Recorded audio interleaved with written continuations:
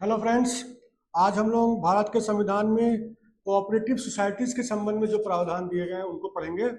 ये संविधान के पार्ट 9B में दिए गए हैं और आर्टिकल्स हैं आर्टिकल 243ZH से लेकर के 243ZT।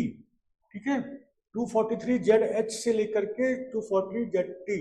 सबसे पहले तो ये समझे कि कोऑपरेटिव होती क्या है। कोऑपरेटिव होती है ऑटोनोमस एसोसिएशन ऑफ पर्संस, एक स्वेच्छा से बनाया हुआ एसोसिएशन, कुछ लोगों का, कुछ पर्संस का, जो इकट्ठा होते हैं वॉलंटरली, एकदम स्वेच्छा से इकट्ठे होते हैं, जबरदस्ती नहीं होते हैं। किस लिए इकट्ठा होते हैं? वो उनका एक कोई कॉमन कोई इकोनॉमिक नीड है या एस्पिरेशन है, कॉमन इकोनॉमिक नीड है या सोशल नीड है या कल्चरल नीड है या एस्पिरेशंस है, उसको फुलफिल करने के लिए वॉलंटरली कुछ लोग इकट्ठे हुए हैं और एक बिल्कुल ऑटोनॉमस एसोसिएशन है जो किसी और हस्तक्षेप से मुक्त है। ऑटोनॉमस मतलब किसी अन्य हस्तक्षेप से मुक्त होना।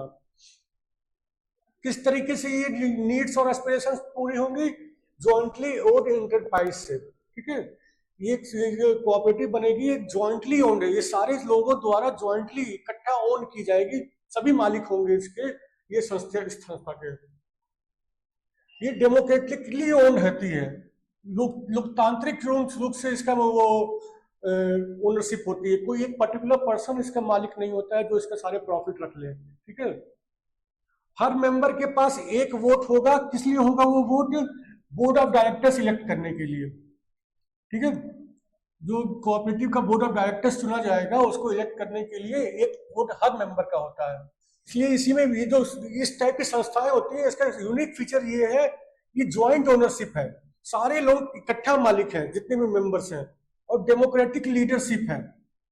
ठीक है, जो लोकतांत्रिक तरीके से सब चुने जाते हैं सारे बोर्ड ऑफ डायरेक्टर्स, और वो लीड करते हैं इस संस्था को, ना कि कोई एक पर्टिकुलर व्यक्ति हमेशा लीड करता रहेगा। समय समय पर वो व्यक्ति चेंज होते रहेंगे जो बोर्ड ऑफ डायरेक्टर्स में है।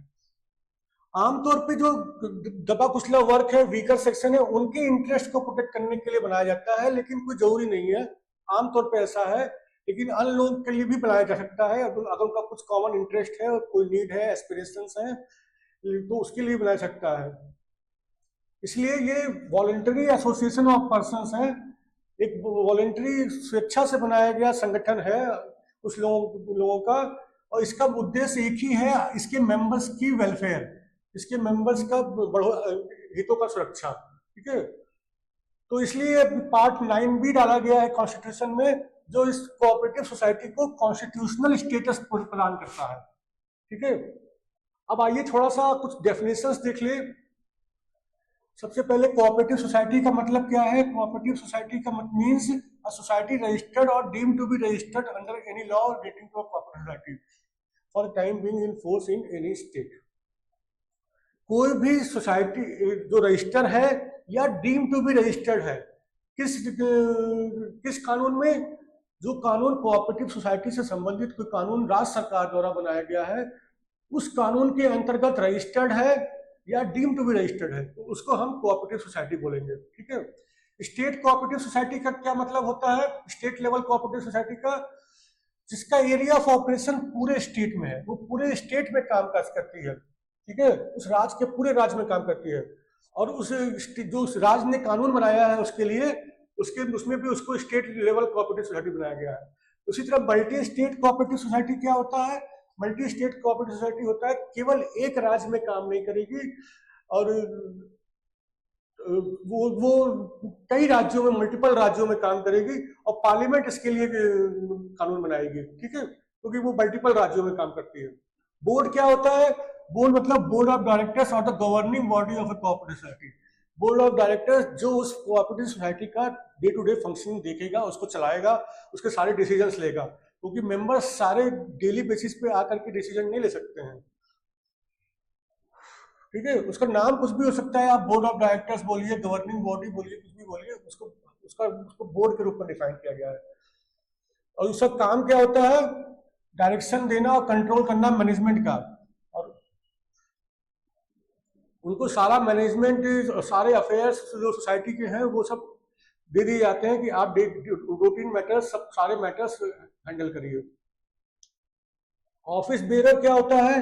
वो president, vice president, chairperson, vice chairperson, secretary, treasurer society का, ये सोसाइटी की बात हो रही है, सोसाइटी का, कोऑपरेटिव सोसाइटी का president, vice president, chairperson, vice chairperson, secretary, treasurer. और इसके अलावा ये लोग, ये तो ऑफिस बेरर होते हैं। इसके अलावा अगर बोर्ड किसी और को चुने ऑफिस बेयर के रूप में तो वो भी ऑफिस बेयर रहेगा। रजिस्ट्रार कौन होता है? अगर state multi level cooperative society है तो सेंट्रल रजिस्ट्रार होगा, सेंट्रल गवर्नमेंट अपॉइंट करती है।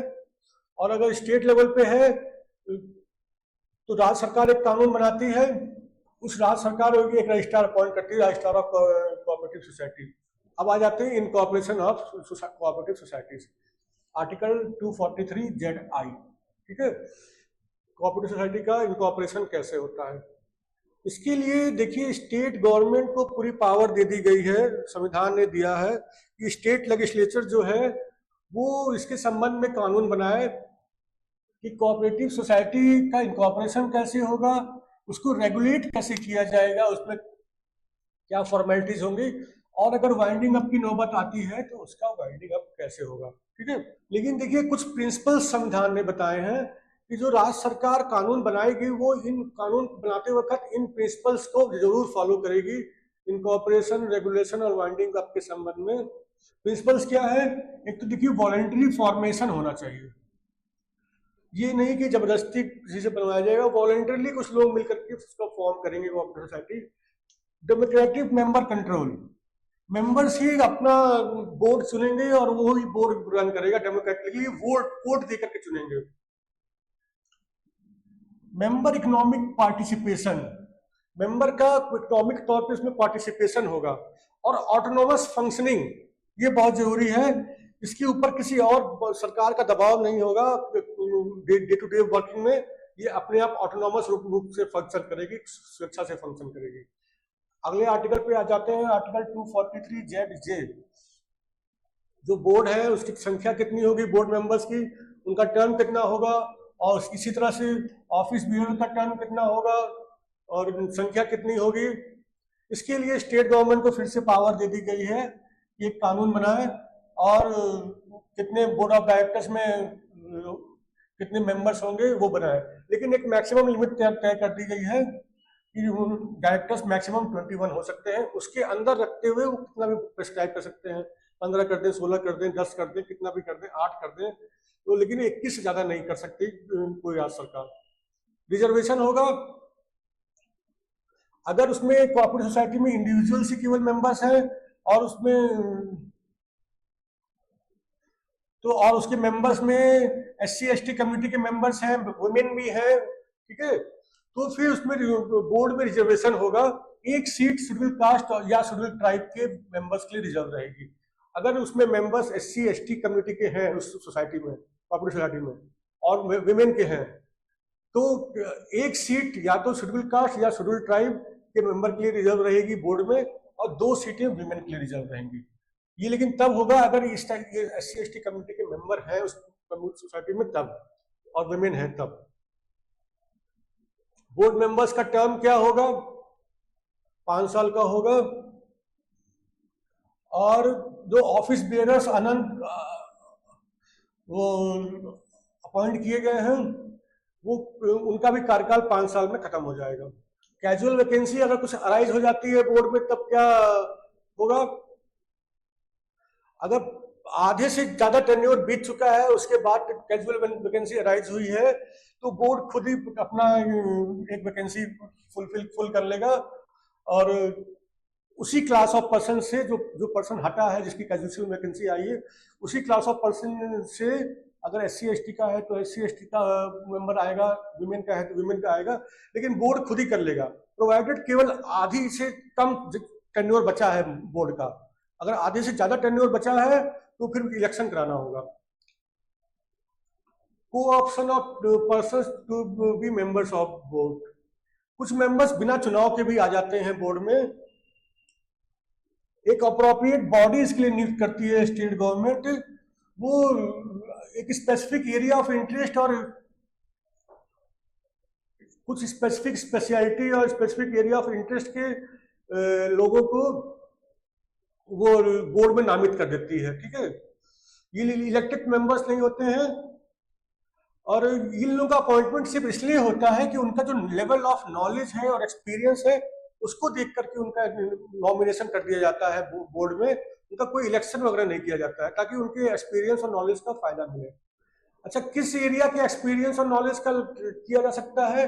स्टेट गवर्नमेंट लॉ बनाएगी स्टेट लेजिस्लेचर में, जिन लोगों के पास बैंकिंग, मैनेजमेंट, फाइनेंस या फिर ऐसी फील्ड जिस फील्ड में वो सोसाइटी काम कर रही है, जो ऑब्जेक्ट्स और एक्टिविटीज हैं उस सोसाइटी के, उस फील्ड का एक्सपर्टाइज है, ऐसे व्यक्तियों को वो नामित कर सकती है, नामित किया जाता है।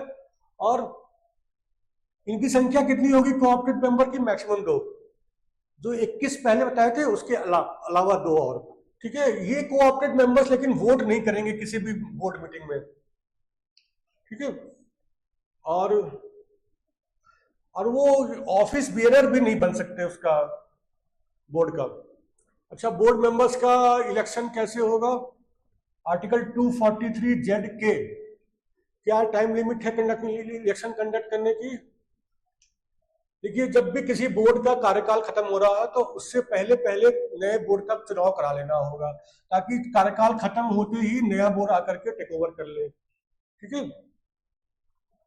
कौन कराएगा?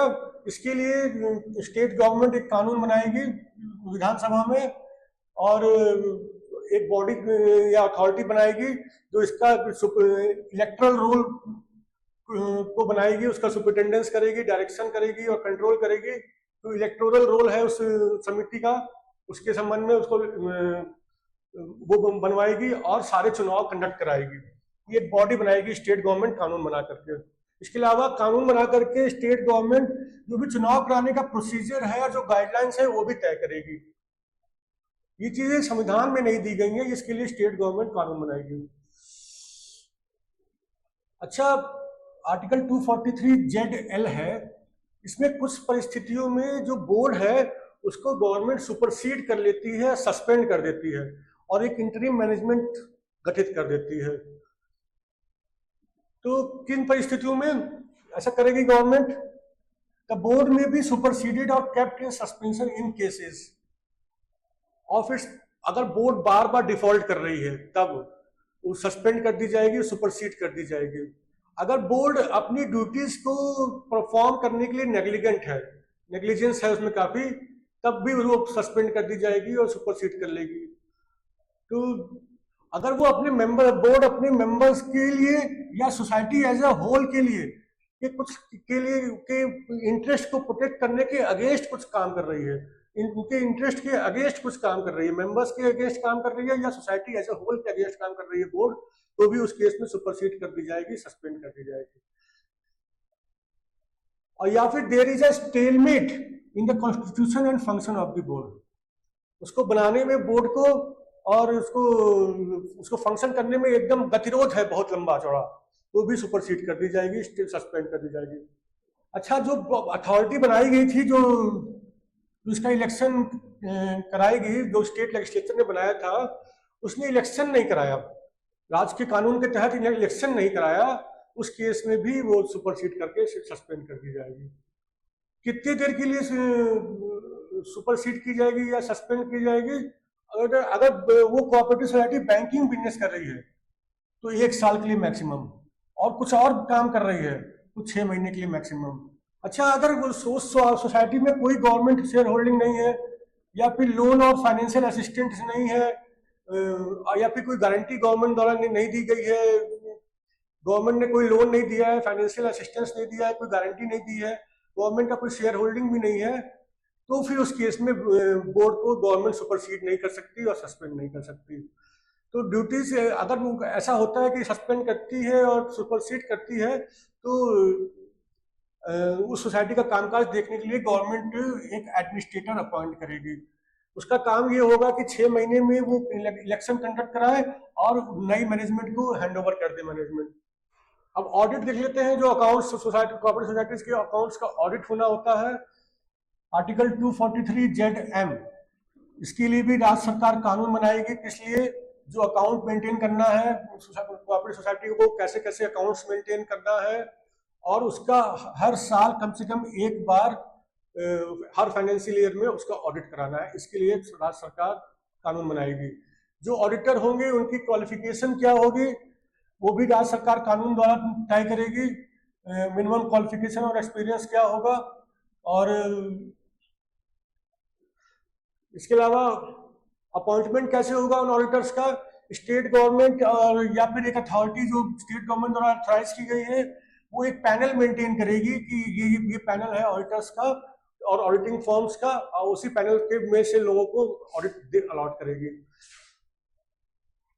और वो गवर्नमेंट खुद अलॉट नहीं करेगी, ये जो ऑडिटर या ऑडिटिंग फर्म को अपॉइंटमेंट होगा वो जनरल बॉडी मीटिंग में, कोऑपरेटिव सोसाइटी की मैंने बोर्ड की मीटिंग नहीं, तो जनरल बॉडी मेंबर्स की जनरल बॉडी मीटिंग होगी, उसमें अपॉइंटमेंट किया जाएगा।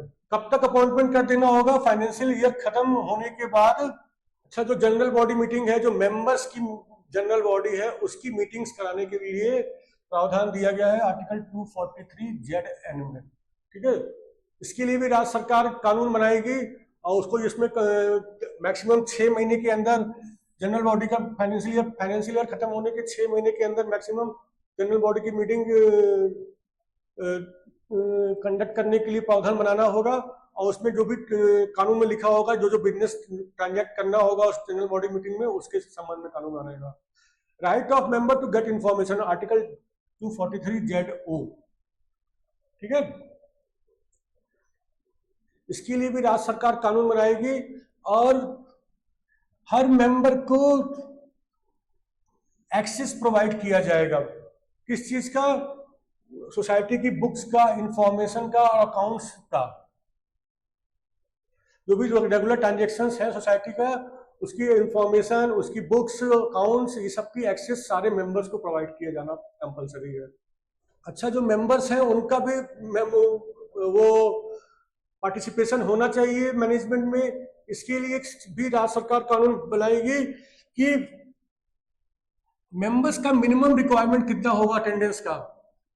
ठीक है, जो भी मीटिंग्स हैं उसको अटेंड करने के लिए कितना मिनिमम मेंबर्स को मीटिंग्स अटेंड करनी ही करेंगे।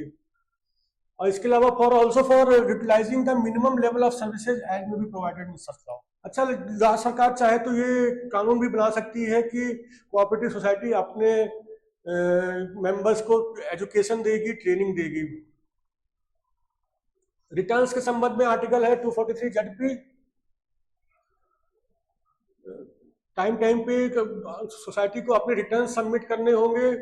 एक अथॉरिटी स्टेट गवर्नमेंट द्वारा डेजिग्नेट की जाएगी, उसके पास तमाम कागजात जमा करने होंगे रिटर्न्स के शेप में। कब तक जमा करने होंगे, मैक्सिमम 6 महीना साल फाइनेंशियल ईयर खत्म होने के बाद, मार्च के बाद 6 महीना। इसमें क्या क्या कागज होंगे, annual reports of its activities, साल भर में क्या क्या काम किया उन्होंने, ऑडिटेड स्टेटमेंट्स ऑफ अकाउंट, ठीक है, बैलेंस शीट वगैरह ऑडिटेड कराने के बाद। अच्छा, जो अगर कुछ सरप्लस काम करने के बाद कुछ पैसे बच गए हैं तो जनरल बॉडी कोऑपरेटिव सोसाइटी का अप्रूव करेगी कि हम इस पर्पस के लिए इस पैसे को खर्च कर लिया जाए। ठीक है, वो प्लान क्या है ये भी उसको उसमें भी देना होगा डेजिग्नेटेड अथॉरिटी को। अगर कोई बायलॉज में, कोऑपरेटिव सोसाइटी के बायलॉज में कोई अमेंडमेंट हो रहा है तो भी वो अमेंडमेंट देना होगा। इसके अलावा एक डिक्लेरेशन देना होगा कि जनरल बॉडी की मीटिंग इस तारीख को हुई है और इलेक्शन अगर ड्यू है तो इस तारीख को हुए, कब हुए हैं। ठीक है, इसके अलावा रजिस्ट्रार अगर कुछ और लॉ के अंतर्गत कुछ और इंफॉर्मेशन मांगे तो वो भी दे देना होगा। अब आ जाते हैं आर्टिकल 243 ZQ पर। यह है ऑफेंसेस एंड पेनाल्टीज से संबंधित। ठीक है, देखिए, स्टेट गवर्नमेंट स्टेट लेजिस्लेचर में कानून बनाएगी जो कोऑपरेटिव सोसाइटीज के से संबंधित ऑफेंसेस होंगे उसको इसके संबंध में, और उसमें पेनाल्टी क्या लगेगी इसके लिए भी स्टेट गवर्नमेंट कानून बनाएगी। ठीक है, लेकिन इन चीजों को शामिल करना होगा। अगर ये गलतियां हैं, ये ऑफेंसेस हैं तो उस एक्ट में, उस कानून में शामिल करना होगा एज एन ऑफेंस। क्या क्या चीजें हैं,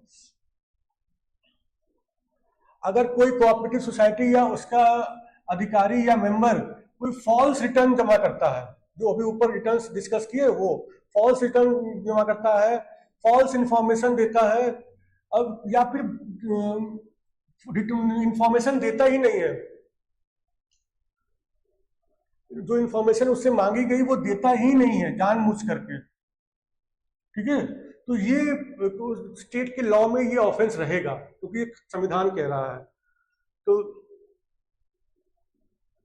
अगर किसी पर्सन को कोई समन दिया गया, रिक्विजिशन दिया गया या फिर लॉफुल रिटन ऑर्डर दिया गया राज्य सरकार के कानून के तहत, और वो जानबूझ करके बिना किसी पर्याप्त कारण के उसको डिसोबे कर रहा है, ठीक है, तो वो भी ऑफेंस रहेगा। अगर कोई एम्प्लॉयर कोऑपरेटिव सोसाइटी का सब्सक्रिप्शन काटता है अपने सैलरी से अपने एम्प्लॉय की, जो उसको कोऑपरेटिव सोसाइटी को जमा करा देना चाहिए था, और वो 14 दिन के अंदर जमा नहीं कराता है कोऑपरेटिव सोसाइटी के पास, तो भी ये एक ऑफेंस रहेगा। कोई भी ऑफिसर या कस्टोडियन अगर वो जानबूझ करके books, accounts, documents, record, cash, security और अदर प्रॉपर्टी जो कोऑपरेटिव सोसाइटी की है, अगर ऑथराइज्ड पर्सन उसको मांगे और वो देने से मना कर दे, ठीक है, अगर वो ऑथराइज्ड पर्सन कहे कि हमको अकाउंट्स दे दो, डॉक्यूमेंट दे दो, रिकॉर्ड्स दे दो, कैश दे दो, सिक्योरिटी दे दो, या कोई दूसरी प्रॉपर्टी है सोसाइटी की वो मुझे दे दो, और वो सोसाइटी का कोई अफसर या कस्टोडियन जिसके पास वो सामान है वो देने से मना कर दे, तो भी ये ऑफेंस होगा। और इसके अलावा कोई भी इलेक्शन के पहले, इलेक्शन के दौरान या इलेक्शन के बाद जो बोर्ड का इलेक्शन होता है, अगर कोई करप्ट प्रैक्टिसेस करता है तो वो भी ऑफेंस होगा, ठीक है। इसके अलावा स्टेट गवर्नमेंट और भी ऑफेंस प्रिस्क्राइब कर सकती है, लेकिन इतने मैटर्स को स्टेट लॉ में ऑफेंस रखना पड़ेगा। ये सारे प्रावधान मल्टी स्टेट कोऑपरेटिव सोसाइटीज के पर भी लागू है। आर्टिकल 243 ZR है, बस अंतर ये है कि स्टेट लेजिस्लेचर की जगह पार्लियामेंट आ जाएगा, स्टेट एक्ट की जगह हम सेंट्रल एक्ट पढ़ेंगे, और स्टेट गवर्नमेंट की जगह हम सेंट्रल गवर्नमेंट पढ़ेंगे, ठीक है, क्योंकि इसका सारा कंट्रोल सेंट्रल गवर्नमेंट के पास है, पार्लियामेंट के पास है। लेकिन ये सारे प्रावधान लगेंगे, बस ये स्टेट की जगह हम सेंट्रल पढ़ेंगे। अच्छा, यूनियन टेरिटरीज के संबंध में क्या होगा? आर्टिकल 243 ZS, ये सारे प्रावधान यूनियन टेरिटरीज पर भी लागू होंगे। अच्छा, यूनियन टेरिटरीज दो तरह की है, एक तो वो जिनके पास अपनी स्टेट लेजिस्लेटिव असेंबली है, और दूसरी वो जो जिनके पास लेजिस्लेटिव असेंबली नहीं है। जिनके पास लेजिस्लेटिव असेंबली नहीं है, तो जहां जहां स्टेट लेजिस्लेचर लिखा हुआ है वहां पे हम एडमिनिस्ट्रेटर ऑफ यूनियन टेरिटरी मानेंगे, ठीक है। और अगर लेजिस्लेटिव असेंबली है तो फिर legislative assembly of the union territory हो जाएगा, ठीक है। स्टेट की लेजिस्लेचर के बजाय legislative assembly of union territory हो जाएगा। अच्छा, प्रेसिडेंट ऑफ इंडिया के पास ये पावर है कि वो गजट में नोटिफाई कर दे कि ये जितने भी प्रावधान हैं, क्या बोलते हैं, कोऑपरेटिव सोसाइटी से संबंधित, वो किसी पर्टिकुलर यूनियन टेरिटरी या फिर उस यूनियन टेरिटरी के एक पर्टिकुलर हिस्से पे लागू नहीं होंगे। अगर प्रेसिडेंट ऐसा नोटिफिकेशन जारी कर देते हैं तो उस नोटिफिकेशन के हिसाब से उतनी एरिया पे ये प्रावधान लागू नहीं होंगे, ठीक है फ्रेंड्स, थैंक यू।